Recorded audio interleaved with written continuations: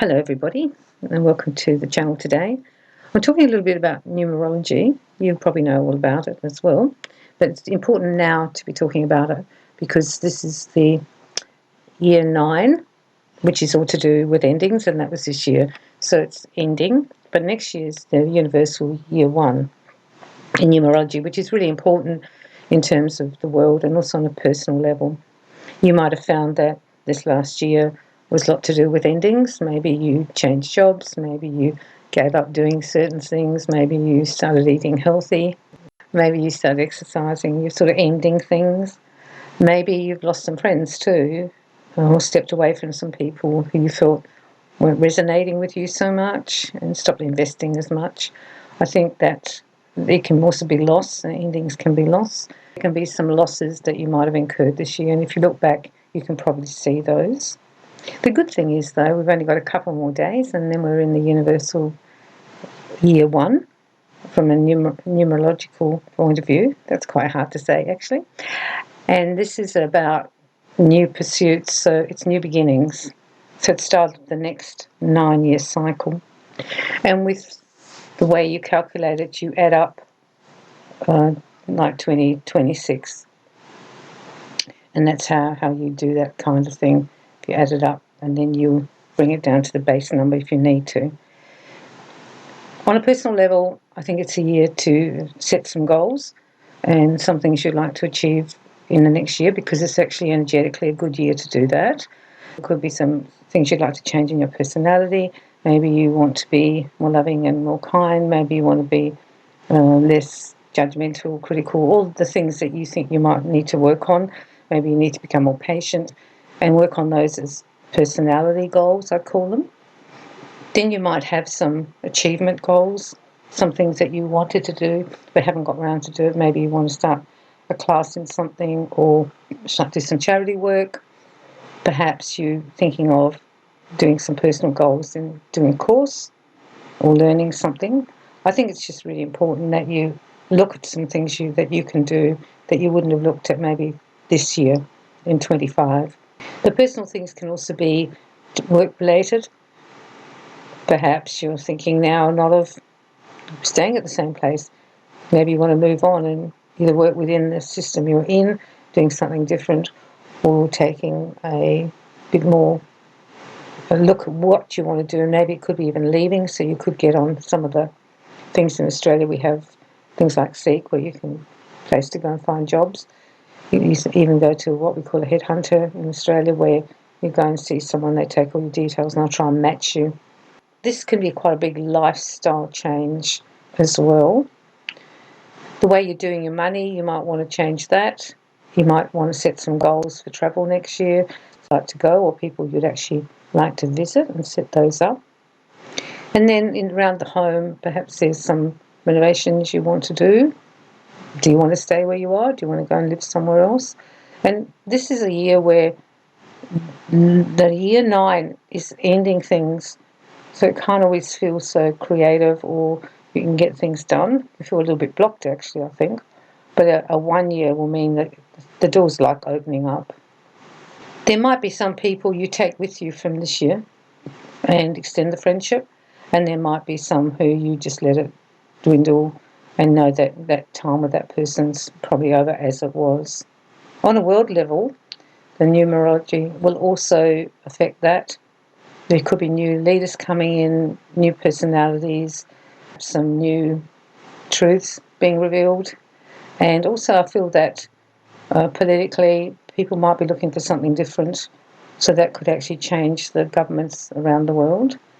It's an important thing to always be connected to the world because we're actually part of it. There could be, in my opinion, some big earthquakes or what we call disasters, natural disasters, change with flooding, because that's like a cleansing of the world. And sometimes when the new beginning comes, it'll do like a cleanse, which brings me to the point that you might want to do a little bit more work on yourself energetically. Go to a few more healers, ask for more healings, do some more healing on yourself.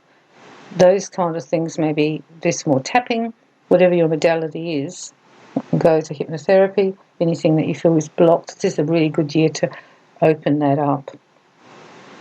On a creative level, and also in communication, you might now speak your truth a little bit more, perhaps work out what your values are and be able to stand in a group with those values, because they're not always the group values, are they? But you might just speak quite openly now. And creativity-wise, you might start to want to paint, draw, write poetry, create different things that you would never thought of actually doing before, and going and joining some classes to learn something you've always wanted to do. The opening is big, and I feel that the reason I'm doing that is because it's not only big from a number point of view, but it's an energetic shift. So we can have these shifts around the world, and this one's kind of a big one. I felt that the last year was very, you felt like you're hemmed in, you couldn't kind of get anything to float. It was hard to get things to float off or to achieve some of the things you wanted to achieve. And you might even feel a little bit behind the eight ball with that. However, next year is going to open the gates and things should flow better. There's also talk about the currency and money and economics. So you might want to look where you put your money or how you invest it. And there will be new things coming that some will be given opportunity. AI is one of them. I mean, I'm not crazy about AI as it sits now, because there doesn't seem to be any regulation to keep people safe from mishandling AI. And also I feel it has good potential and not so good potential, and people haven't realised that quite yet. However, that could be harnessed in a good way, so it actually helps mankind, not hinders. Look around, write your goals, write your lists. I think writing's really good.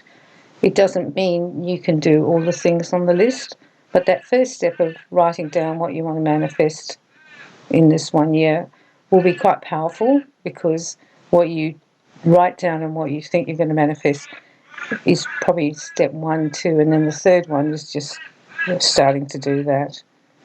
You can hear my crows out the back. I feed these crows and they're having a little conversation to the front of my window because it's feed time. When you do this, you will also reset yourself energetically. So if you've been a bit stuck, you might reset yourself, because now you're making, this is what I want to do here, this is what I want to do there, there, and there. And so that resets the energy within your body. And it's also a very good year, particularly, and this is why I've done it just before the change. Right now, just clear off, release, do anything. There's a lot of things on the internet. There's singing bowls, there's chanting to release any negative energy that you're holding from the last 9 years, because it is a cycle and we've all been in it. You might find it very interesting too to have a look and see what your personal year is next year, and they show you, if you key that in on Google, they'll tell you how to add it up, and then they'll tell you what your year is, what will be your focus in next year, and that actually will help you to put your energy in those areas.